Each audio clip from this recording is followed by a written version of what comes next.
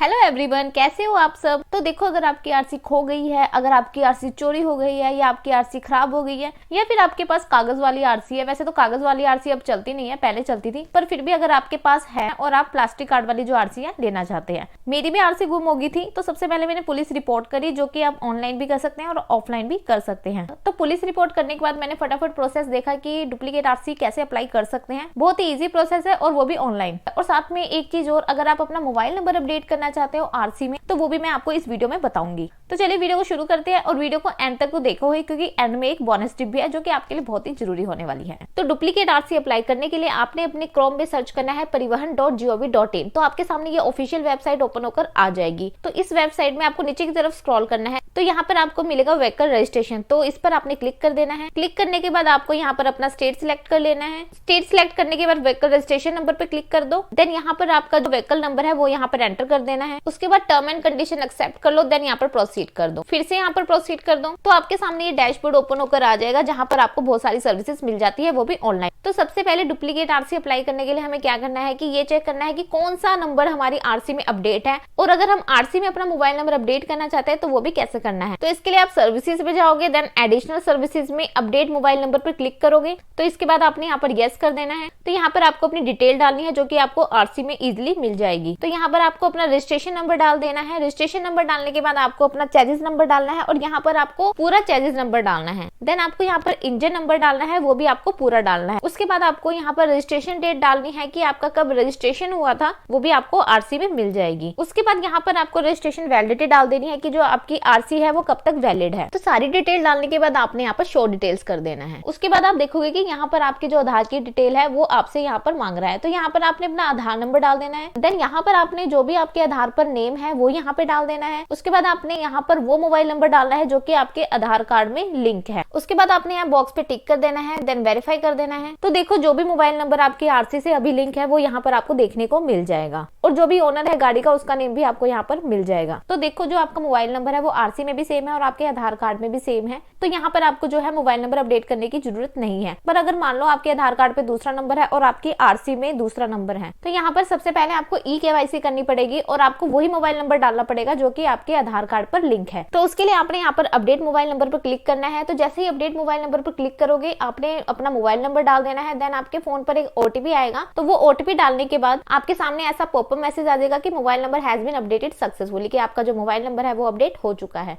Then आपने यहाँ पर ओके कर देना है। तो डुप्लीकेट आरसी अप्लाई करने के लिए आपने सर्विसेज पे जाना है। देन आपने आरसी रिलेटेड सर्विसेज पे जाना है और यहाँ पर आपको एप्लीकेशन फॉर डुप्लीकेट आरसी पर क्लिक कर देना है। उसके बाद आपके पास ऐसा इंटरफेस आ जाएगा। तो यहाँ पर आपने जो आपका चेजिस नंबर है उसके लास्ट के 5 कैरेक्टर यहाँ पर डाल देने हैं। देन आपने यहाँ पर वेरीफाई डिटेल्स कर देना है। तो जैसे ही आप वेरीफाई डिटेल्स करोगे, यहाँ पर आपको ऑथेंटिकेट करना है, जिसमें कि आप मोबाइल ओटीपी का यूज कर सकते हैं और आधार का भी यहाँ पर यूज कर सकते हो। तो यहाँ पर मैं मोबाइल ओटीपी का यूज करूंगी, तो इस पर मैं क्लिक कर दूंगी। तो क्लिक करने के बाद यहाँ पर आपने जनरेट ओटीपी कर देना है। तो जैसे ही जनरेट ओटीपी करेंगे, आपके फोन पर एक ओटीपी आया होगा। ओटीपी डालने के बाद सबमिट कर देना है। तो देखो, सबमिट करने के बाद आपसे यहाँ पर रीजन पूछेगा। तो देखो, अगर आपकी आरसी लॉस्ट हुई है, गुम हुई है, तो यहाँ पर आप लॉस्ट का ऑप्शन सिलेक्ट करेंगे, और अगर थेफ्ट हुई है तो थेफ्ट का यहाँ पर चूज करेंगे, और अगर आपको प्लास्टिक कार्ड चाहिए अपनी आरसी का, तो यहाँ पर आप अदर वाले ऑप्शन को क्लिक करेंगे। तो सबसे पहले मैं यहाँ पर आपको लॉस्ट वाला दिखा देती हूँ कि लॉस्ट वाले में आपको कितनी फी पे करनी पड़ेगी। तो यहाँ पर आप देखोगे कि जो आपकी इंश्योरेंस डिटेल है वो ऑटोमेटिक यहाँ पर आ जाएगी। देन आप फी पैनल में देखेंगे कि यहाँ पर जो डुप्लीकेट आरसी के 150 रुपीज लग रहे हैं, और आपकी प्लास्टिक कार्ड फी है वो 200 रुपीज है। देन पोस्टल फी जो कि आपके घर पर आएगी उसके 20 रुपीज लगेंगे। तो आपको यहाँ पर 370 रुपीज यहाँ पर आपको पे करने पड़ेंगे, अगर आपकी जो आरसी है लॉस्ट हुई है या फिर थेफ्ट हुई है।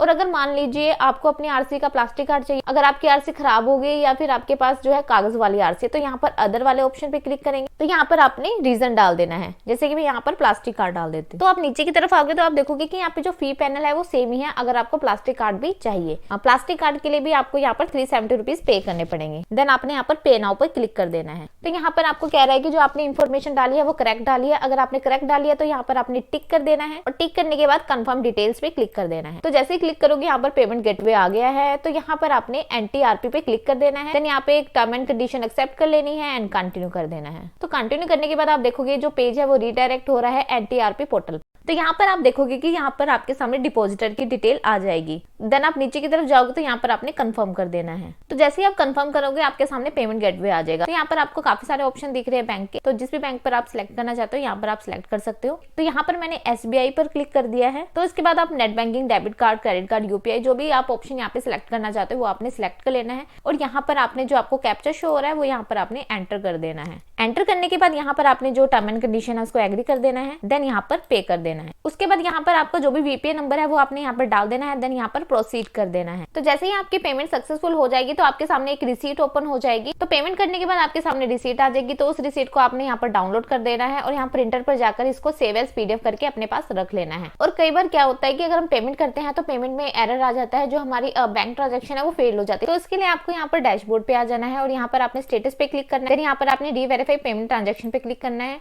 और यहाँ पर आपका जो भी ट्रांजेक्शन नंबर है, जो भी एप्लीकेशन नंबर है वो यहाँ पे डाल देना है। देन आपने यहाँ पर कैप्चा डाल देना है और यहाँ पर आपने शो डिटेल्स कर देना है। तो यहाँ पर आप देखोगे कि जब आपने एप्लीकेशन सबमिट करी थी उसके 15 मिनट के बाद यहाँ पर आप रीवेरिफिकेशन कर सकते हैं, वो भी पेमेंट के लिए। तो यहाँ पर आपको 15 मिनट का वेट करना पड़ेगा। तो जैसे ही आप क्लिक करोगे यहाँ पर आप देखोगे कि यहाँ पर आपकी जो भी फेल ट्रांजेक्शन है वो यहाँ पर आपको मिल जाएगी। तो अपनी पेमेंट सक्सेस करने के लिए आपने यहाँ पर रीवेरीफाई कर देना है। तो रीवेरीफाई करने के बाद आप देखोगे कि जो आपकी अमाउंट है वो यहाँ पर आ जाएगी। देन आपने यहाँ पर चेक टू बैंक कर देना है। देन कंफर्म पेमेंट कर देना है। तो पेमेंट होते ही आपके सामने ऐसी रिसीट आ जाएगी जो कि आपको अपने पास सेव करके रख लेनी है। तो यहाँ पर आप देखोगे कि जो रिसीट है आपके सामने आ जाएगी। तो अगर आपकी RC अगर चोरी हो गई है या फिर खो गई है तो आपने क्या करना है, जो अभी रिसीट आपने डाउनलोड करी है वो और जो आपने पुलिस रिपोर्ट करी थी वो, ये दोनों डॉक्यूमेंट ले जाकर आपने RTO ऑफिस में दे देने हैं। और अगर आपने प्लास्टिक कार्ड के लिए अप्लाई किया है तो उसके लिए आपको ओरिजिनल RC और ये जो पेमेंट रिसीट आपने डाउनलोड करी है वो, तो ये दोनों आपको ले जाकर RTO ऑफिस में सबमिट कर देने हैं। तो RTO ऑफिस में सबमिट करने के बाद आपके घर में बाय पोस्ट जो RC है वो आ जाएगी। तो अब बारी आती है बोनस टिप की। तो देखो, अगर आपकी इंश्योरेंस एक्सपायर्ड है और आपने इंश्योरेंस नहीं कराई है तो आप डुप्लीकेट RC के लिए अप्लाई नहीं कर सकते हैं। तो आपको डुप्लीकेट RC के लिए सबसे पहले जो आपकी इंश्योरेंस है वो करवानी पड़ेगी। और जैसे ही आप इंश्योरेंस कराओगे ना तो 30 दिन लग जाएंगे जो आपकी इंश्योरेंस की डिटेल है इस पोर्टल पर शो होने में। तो गाइज, आई होप आपको पूरा प्रोसेस समझ आ गया होगा डुप्लीकेट RC का। तो वीडियो को ज्यादा से ज्यादा शेयर करें।